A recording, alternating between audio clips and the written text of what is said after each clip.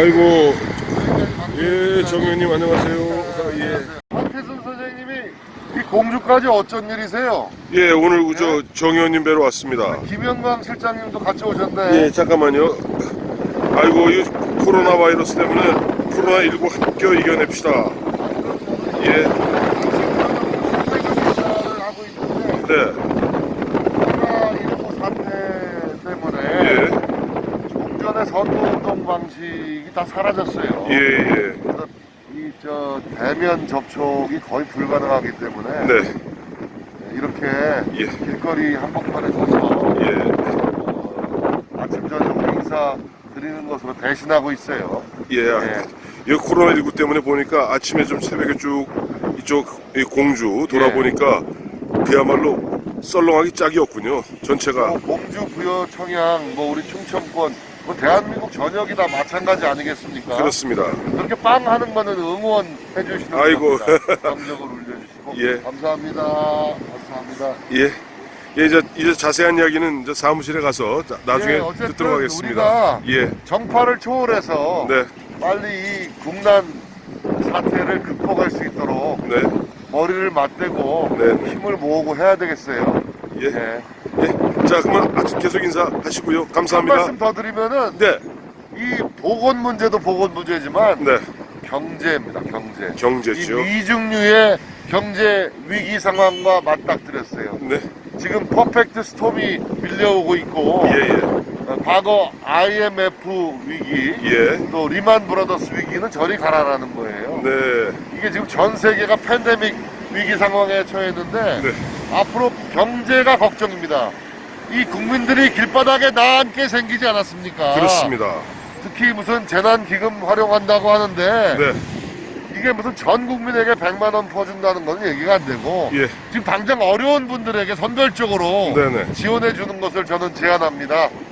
예. 예. 이렇게 해서 이 경제 위기 상황에 여야가 초당적으로 네. 정말 경제 비상 워룸을 설치해서 네. 우리가 총력전으로 대응을 해야 되겠다. 이 경제 위기가 정말 걱정입니다. 예. 이따 또 자세한 말씀 드리겠습니다. 네. 자, 계속 인사하시고요. 감사합니다. 예. 네. 그렇습니다. 자, 아침에 마스크 끼고 이야기하시는 게 너무 잘 안 됩니다. 근데 말의 핵심은 뭐였냐니까 지금 경제가 난리다. 물론 여기 이 플래카드는 보면 코로나19 이겨냅시다. 함께 이겨냅시다. 였습니다만은 우리 정 의원께서는 지금 경제 문제를 더 걱정하고 계셨어요. 그렇습니다. 마침 어제 보니까 코스피 지수가 1600 이하로 떨어지는 그야말로 전체적 경제 붕괴의 조짐을 보이는데 이걸 어떻게 지금 우리가 봐야 될까요? 이렇게 설명을 드리면 좀 이해가 빠르실지 모르겠는데요. 한 일주일 전부터 뉴욕 증시가 흔들리기 막 시작할 때 그렇죠. 미국의 경제가 기침을 하면 네. 대한민국 경제가 홍역을 앓게 되는 것이 다반사였지 않습니까? 그렇습니다. 그래도 저는 서서히 이 코로나 사태가 팬데믹 상황으로 치달으면서 네. 거대한 이 퍼펙트 스톰이 네. 경제 충격이 지금 밀려오는 것은 아닌가, 네. 엄습해 오는 것은 아닌가라는 불안감을 느꼈습니다. 그래서 네. 제가 열흘 전에 네. 이미 우리 대한민국 정부는 네. 서둘러서 네. 경제 워룸을 설치해야 된다. 워룸 한마디로 전시 작전 통제실. 그렇습니다. 지금 이 미중류의 네. 경제 위기 상황에 직면하게 될 것이다. 네. 이것은 과거 IMF 경제 위기, 네. 리만 브라더스 사태는 저리 가라. 네. 잘못하면 네. 많은 우리 국민들이 길바닥에 나앉게 생겼다. 네. 이런 정말 비명이 지금 전해지고 있지 않습니까? 그래서 우리가 비상한 네. 보건 문제도 중요합니다만 비상한 경제 대책을 세워야 된다는 그 호소를 좀 드리고 싶습니다. 그렇습니다. 정형 이런 게 있죠. 우리 보면은 이 홍수가 나면은 악덕 업주들이 나옵니다.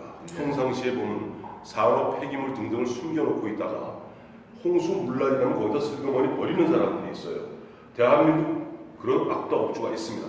문재인 대통령입니다. 지난 3년 동안 나라를 이토록 망쳐놓고 이번에 되니까 슬그머니 마침 보니까 정진석 의원 등이 경제 워룸 설치하라 하니까 갑자기 무슨 비상경제 대책회의를 세우겠다. 국민들을 상대로 5,200만 국민들에게 100만 원씩 지급하겠다는 것을 바람을 잡고 있어요. 자, 이제 뭐 4.15 총선거가 어떤 성격인지 네. 그 규정을 할 텐데 저는 얼마 전에 그 박근혜 대통령이 옥중 서신을 통해서 네. 4.15 총선거의 의미를 아주 간결하게 네. 규정을 잘 해주셨다고 생각하는데 네. 이렇게 말씀하셨어요. 무능하고 네. 위선적이고 네. 독선적인 네. 문재인 정권을 네. 거대 야당 중심으로 네. 힘을 모아서 네. 하나된 힘으로 심판해달라. 네. 이것이 바로 박근혜 대통령의 이번 그 선거에 임하는 사람들에게 전하는 호소였습니다. 그렇습니다. 지금 대통령 4년차, 네. 만 3년에 치러지는 선거는 네. 이거는 여지없이 심판 선거이고 중간 평가의 선거로 가게 되어 있습니다. 네. 이 경제가 어렵다라고 하는 것이 네. 지금 이 코로나 사태 때문에 갑작스럽게 느껴지는 게 아닙니다. 52시간 소득주도 성장. 이른바 소득주도 성장이라는 이 경제 실험 정책으로 인해서 네. 우리 이 서민들, 자영업 하시는 분들, 소상공인들의 생활이 정말로 피폐해졌습니다. 비명을 지르고 있습니다. 아니 이분들이 무슨 죄가 있습니까? 그래서 저는 이 경제정책 기조를 바꾸지 않는 한 네. 지금의 경제 위기를 돌파해낼 수가 없다라고 생각을 합니다. 자, 이 정부는 네. 문재인 정부는 3년 전에 출범할 때 네. 일자리 정부, 서민 정부를 표방하고 출범한 정부입니다. 네. 그러나 매우 유감스럽게도 네. 3년이 지난 오늘 네. 대한민국은 가난한 사람들이 더 가난해진 나라가 되었습니다. 대통령 청와대 집무실에 일자리 상황판을 설치했습니다만 대한민국은 최악의 일자리 상황이 되는 나라가 되고 말았습니다. 저녁이 있는 삶을 얘기하면서 주 52시간제를 시행했지만 많은 사람들이 집으로 돌아가서 저녁을 함께 즐기는 게 아니라 투잡을 구하러 집에 들어가지 못하고 있습니다. 이게 바로 생생한 대한민국의 우울한 현주소일시다. 이게 대한민국의 자화상입니다.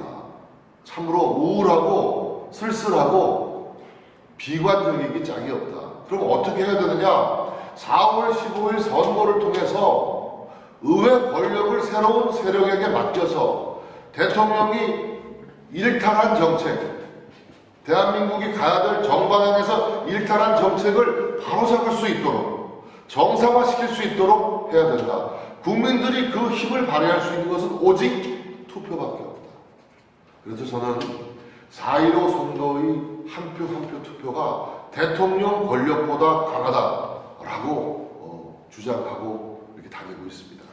오늘 딱 정 의원님 말씀 들어보니까 두 가지를 느끼게 되네요. 첫째, 지금 코로나19 사태 때문에 정 의원님 아침에 인사하는 것 외에는 원래 사선 국회의원은 참 하실 말씀은 많은데 말씀은 못하세요. 황태순 TV 보시는 김에 쭉 말씀해 주셨고 또 하나는 핵심이 그거예요. 앞서 이 사무실 들어올 때 보니까 문재인 정권 심판해서 경제를 살립시다 하는 캐치프레이즈가 있더라고요. 네. 자, 그런데 앞서도 제가 지적한 바와 같이 문재인 정권을 심판하기 위해서는 그야말로 그동안 3년 동안 무능하고 부패하고 무책임한 문재인 정권을 심판하기 위해서는 자유우파 보수가 앞서 말씀하신 대로 박근혜 대통령의 옥중 호소같이 뭉쳐야 되는데 지금 이건 공주, 부여, 청양, 조금 보수로 갈라지는 것 같아요.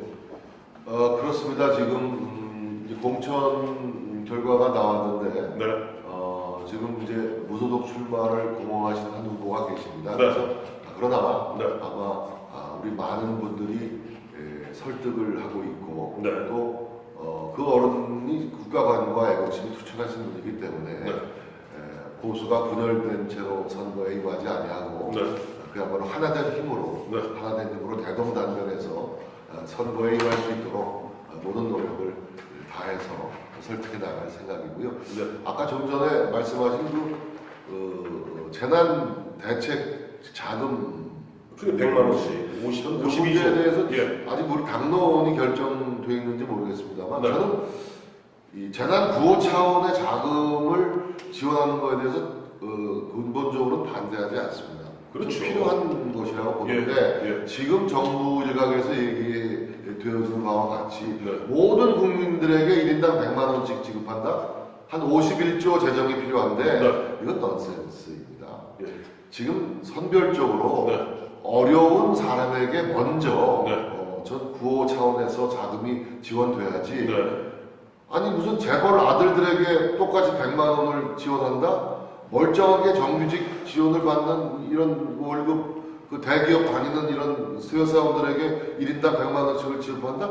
이건 좀 아니지 않습니까? 그래서 저는 이런 보편적으로 갈 것이 아니라 선별적으로 긴급한 구호를 원하는 계층에게 먼저 이런 자금이 지원돼야 되겠다라는 말씀을 꼭 드리고 싶습니다. 그렇습니다. 보면 누가 이런 얘기 하더라고요. 지금 돌을 맞고 화살을 맞아서 피를 흘리는 사람은 난데 상처, 흔한 얘기로 내가 피나는 것 같고 다른 사람들, 특히 보면 뭐 민주노총이나 뭐다 해서 억대 연봉 받는 사람들한테 재미를 보게 해서는 이거는 문재인 정부가 늘 이야기하는 정의하고도 어긋나는 이야기죠. 그런데 앞서 우리 정진석 의원 말씀대로 분명히 피해당한 사람들한테 많은 정부가 나서야 됩니다. 하지만 멀쩡하게 다친 사람은 이 사람인데 흔한 얘기로 약은 엉뚱한 데 바르는 일이 있어서는 안 되겠죠. 이제 앞서 이제 말씀하셨는데 이 문재인 정부에서 보면은 소득주도 성장 52시간제에서 왕창 망쳤습니다만 그보다 더 망친 최저임금 급격한 인상 그렇게 왕창 경제를 망쳐놨습니다만 그 못지않게 우리 사회의 근간을 흔든 게 있어요. 그게 이명박 정부 시절에 세워놨던 4대강 그 관련해서 특히 공주보 때려부수겠다. 근데 우리 저 정진석 의원은 지난해에도 공주보 파괴를 갖다가 적극 저지하는 대책위원장으로 그렇습니다. 뛰셨지 않습니까? 네, 뭐 저희 당에 공주보 파괴 저지 특별위원회 위원장을 맡아서 전국을 다니면서 4대 강모 파괴 저지 음모에 맞서 싸웠습니다. 뭐 광화문 거리에서 또 우리 공주 금강 공주보 앞에서 세종보 앞에서 나주보 앞에서 전국을 다녔습니다만 어제도 제가 그 KBS 하고 인터뷰에서 그 얘기를 했습니다. 자, 우리 그 공주하면 금강을 떠올리게 되고 또 공주보를 떠올리게 되는데 이 환경부, 이 문재인 정부의 발표는 저 공주보를 부분 해체하겠다는 것입니다. 위에 그 다리 역할하는 공도교가 있고 그 공도교와 한 몸뚱이로 일체감으로 건설된 게 보인데 공도교는 살리고 보만 떼어내겠다는 건데 지나가는 삼척동자가 묻습니다. 이 한 몸뚱이로 된 거를 어떻게 보만 공도교만 살리고 보를 허무른단 말입니다. 그래서 이거는 용납할 수 없다. 저는 환경 문제 하는데 환경 문제 반대할 사람이 누가 있습니까? 그러나 우리 절대 다수 공주 시민들은 수천 년 동안 금강물로 밥 짓고 농사 짓고 살아왔어요. 그렇습니다. 금강의 주인은 공주 시민이고 금강 유역 주민들입니다. 금강 유역 주민들이 반대하는데 금강교를 공주보를 부순다는 것이 말이 됩니까? 그렇습니다. 정부의 이런 발상은 반드시 철회돼야 하고 이번 선거를 통해서 공주보 철거 해체를 찬성하시는 분은 1번 찍으시기 바랍니다.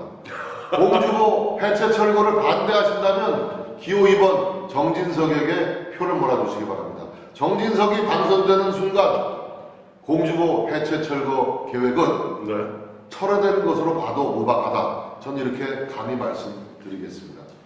그리고 한 가지 덧붙여서 과학에 관한 말씀을 드려야 되는데 환경론자들이 주로 얘기하면서 이 금강에 떠 있는 그 녹조 현상 그들은 녹조 라떼라고 얘기해요. 녹조 라떼라는 말을 듣는 순간에 괴담이 생각났어요. 이명박 정부 출범 직후에 뇌송송 구멍타 쇠고기 파동 때 미국산 쇠고기 파동 때 뇌송송 구멍탕이라는 괴담으로 다 드러났지 않습니까? 그렇죠.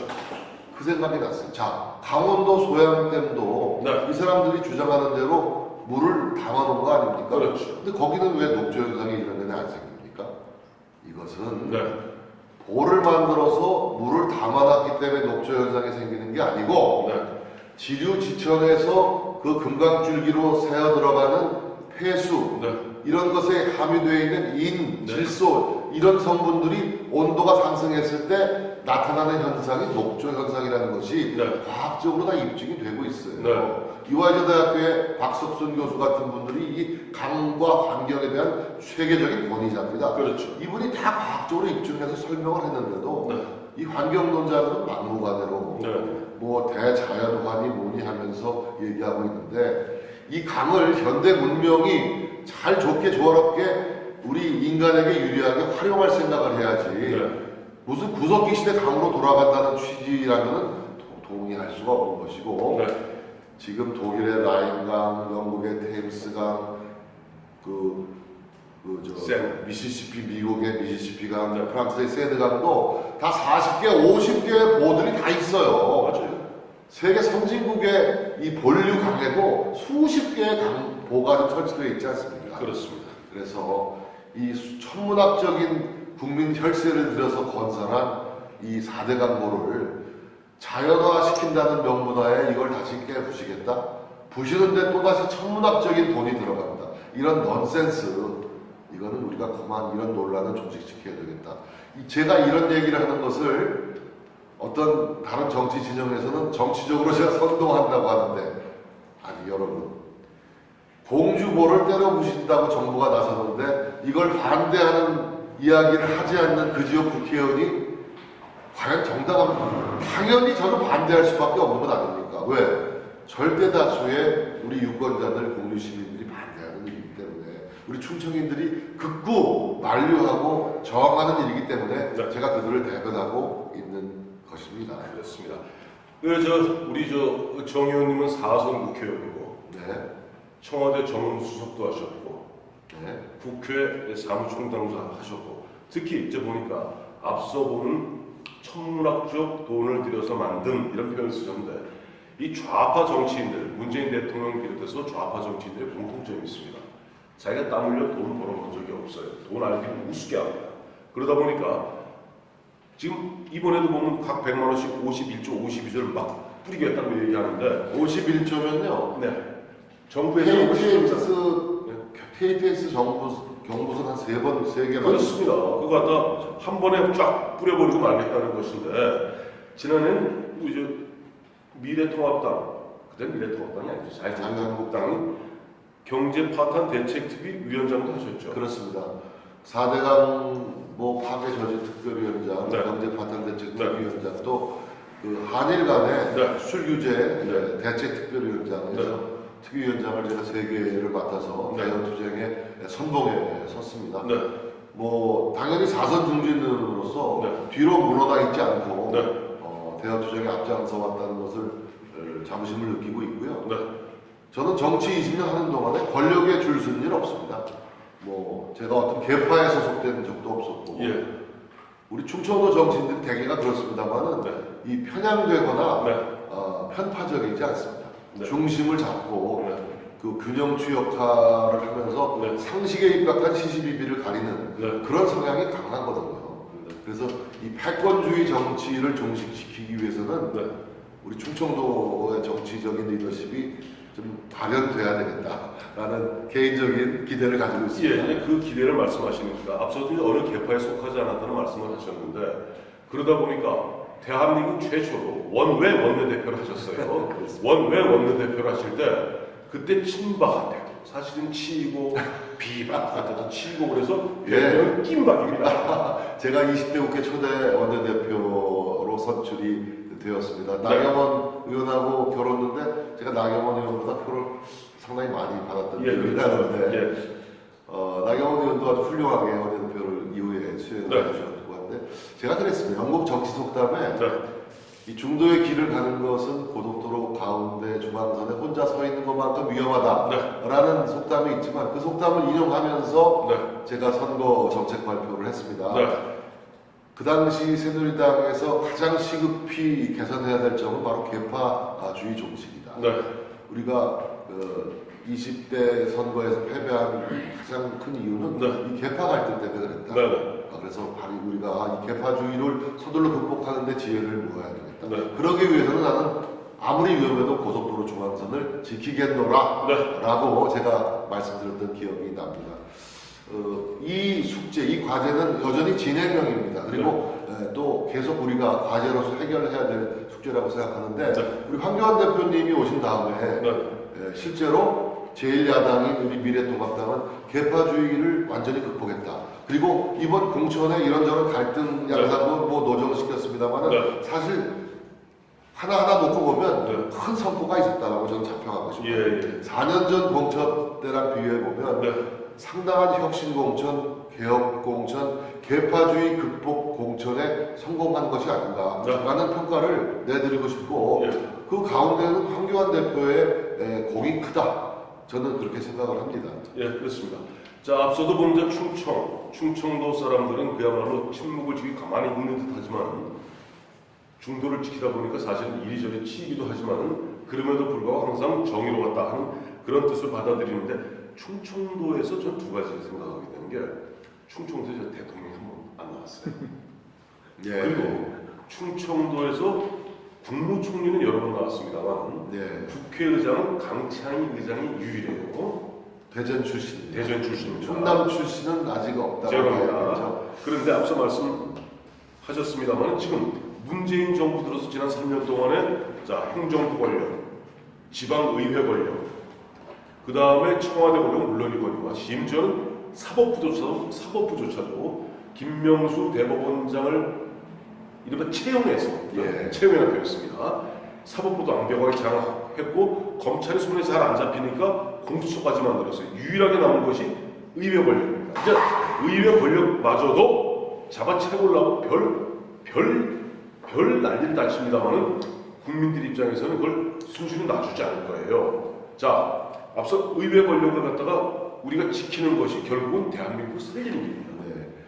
지금 뭐 4.15 총선 결과에 대해서 많은 분들이 관심을 갖고 계신데요. 저한테 이렇게 질문을 해요. 1번이 이깁니까? 2번이 이깁니까? 제 대답은 민심이 이깁니다. 제 대답은 민심이 이깁니다. 민심이 승리합니다. 지금 민심대로 4.15 총선의 결과가 나올 것이다 이렇게 생각을 하고 국민들은 현명하십니다. 이 지난 3년 경험을 보셨기 때문에 이대로 안 된다라는 그런 민심이 바닥에 지배적으로 좀 깔려 있고 저는 그 민심이 반영된 결과가 4.15 총선거에 고스란히 나올 것이다라고 생각을 해서 우리가 의회 권력을 제1야당이 장악하게 되면 바로 우리가 일탈한 문재인 정권의 이 정책들, 제반 정책들을 다시 궤도에 올려놓는 정상화 작업에 곧바로 착수하게 될 것이고 이것은 바로 민생의 안정으로 경제가 무너지는 경제를 다시 살리는 새로운 터닝 포인트로 작동하게 될 것이다 라는 점을 감히 제가 말씀드리고 싶습니다. 제가 여쭤보고 싶은 거는 그래서 의회 권력을 우리 지키고 일당의 자리를 차지하고 의회 권력을 지키면서 국민을 갖다가 대변하고 국민을 보호할 때 우리 정진석 의원은 뭐 하실 거예요? 의장하셔야 되는 거 아니에요? 네, 이제 제가 5선 고지에 성공을 하면 당연히 이제 5, 6선이 국회의장을 해왔지 않습니까? 그렇습니다. 또 김영호 이번에 공관위원장, 정의화 전 국회의장도 다 5선 국회의장을 하셨기 때문에 또 충남 출신이 국회의장이 없었어요. 그래서 국회의장에 한번 도전해보고 싶다는 욕망이 있었고 사실 그런 포부가 있습니다만 잘 될지는 모르겠어요. 노력을 해야 되겠죠. 제 1당이 돼야 되니까. 1당이 되고 제가 이제 25살에 한국일보 신문기자가 돼서 26살부터 국회 출입기자를 했는데 그러고 나니까 정말 제가 워싱턴 특파원 3년 빼놓고는 거의 정치부 기자 생활을 국회 출입기자로 한 것 같아요. 그렇죠.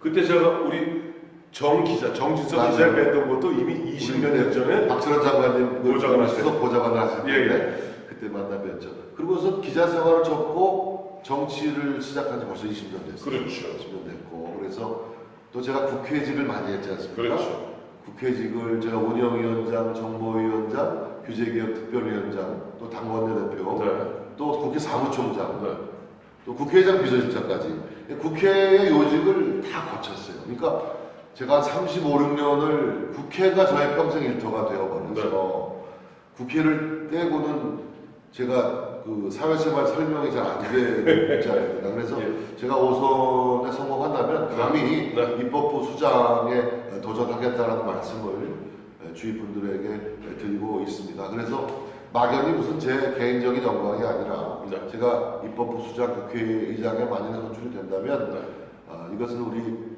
공주부여 청양 주민뿐만 아니라 우리 충청인들 모두에게 남다른 긍지와 자부심을 선사하게 되지 않을까라는 기대도 가지고 있고, 제가 5선 의원이 되면 그동안에 쌓았던 정치적인 역량 에너지를 마음껏 뿜어내는, 발산하는 그런 최정점의 정치 활동을 한번 펼치고 싶다. 그렇게 해서 저를 지금까지 길러주신 모든 고마운 분들에게 보답드리고 싶다는 그런 포부와 희망을 가지고 있습니다. 더 열심히 노력하겠습니다. 그렇습니다. 보니까 우리 저 정진석 의원을 갖다 주변에서 응원한 분들은 이런 얘기 하더라고요. 듬직한 정진석, 깨끗한 정진석, 그리고 진실한 정진석. 진실한 사람 정진석, 정을 나누는 정진석. 꿈이 이루어지기를 기대해 보겠습니다. 네, 아무튼 더 겸손한 자세로, 더 낮은 자세로, 또 진심을 다하는 자세로 최선의 노력을 다하겠습니다. 4월 15일 저는 현명한 유권자들의 선택, 대한민국의 명운이 달린 중요한 선택, 여러분들이 잘 해주실 것으로 믿겠습니다. 여러분 고맙습니다. 감사합니다. 자, 정현 감사합니다. 감사합니다.